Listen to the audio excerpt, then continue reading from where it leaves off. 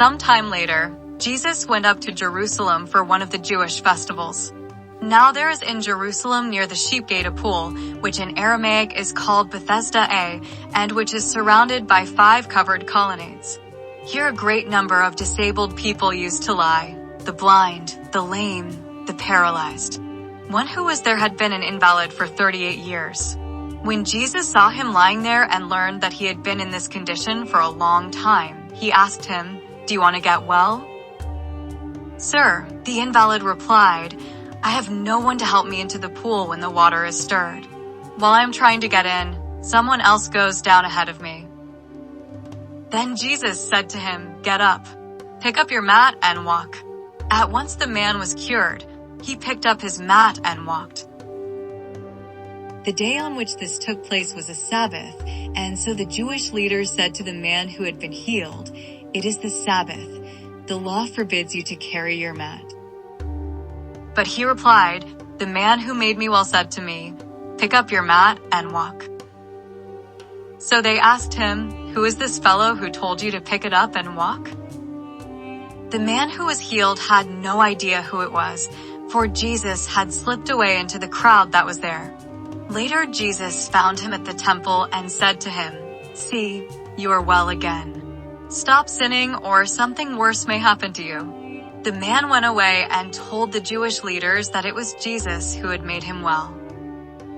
The authority of the Son. So, because Jesus was doing these things on the Sabbath, the Jewish leaders began to persecute him. In his defense, Jesus said to them, "My Father is always at his work to this very day, and I too am working." For this reason they tried all the more to kill him. Not only was he breaking the Sabbath, but he was even calling God his own Father, making himself equal with God. Jesus gave them this answer, "Very truly I tell you, the Son can do nothing by himself. He can do only what he sees his Father doing, because whatever the Father does the Son also does. For the Father loves the Son and shows him all he does. Yes, and he will show him even greater works than these, so that you will be amazed. For just as the Father raises the dead and gives them life, even so the Son gives life to whom he is pleased to give it.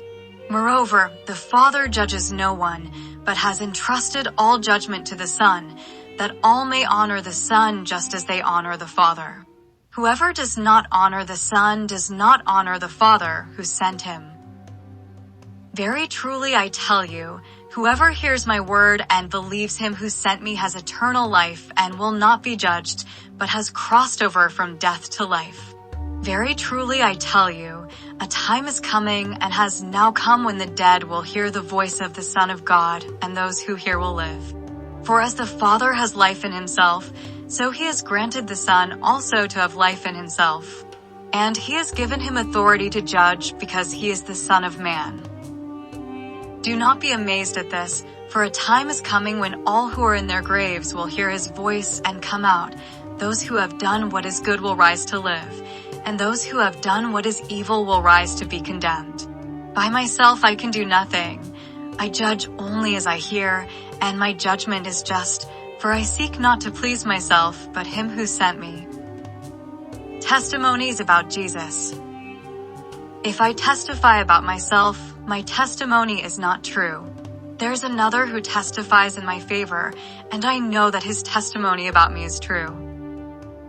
You have sent to John, and he has testified to the truth. Not that I accept human testimony, but I mention it that you may be saved. John was a lamp that burned and gave light, and you chose for a time to enjoy his light. I have testimony weightier than that of John. For the works that the Father has given me to finish, the very works that I am doing, testify that the Father has sent me. 37 And the Father who sent me has himself testified concerning me. You have never heard his voice nor seen his form, nor does his word dwell in you, for you do not believe the one he sent.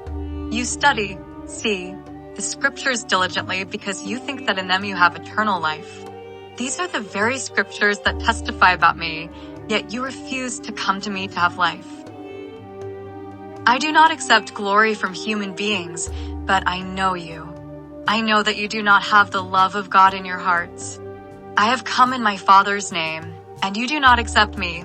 But if someone else comes in his own name, you will accept him. How can you believe since you accept glory from one another, but do not seek the glory that comes from the only God, D? But do not think I will accuse you before the Father. Your accuser is Moses, on whom your hopes are set. If you believed Moses, you would believe me, for he wrote about me. But since you do not believe what he wrote, how are you going to believe what I say?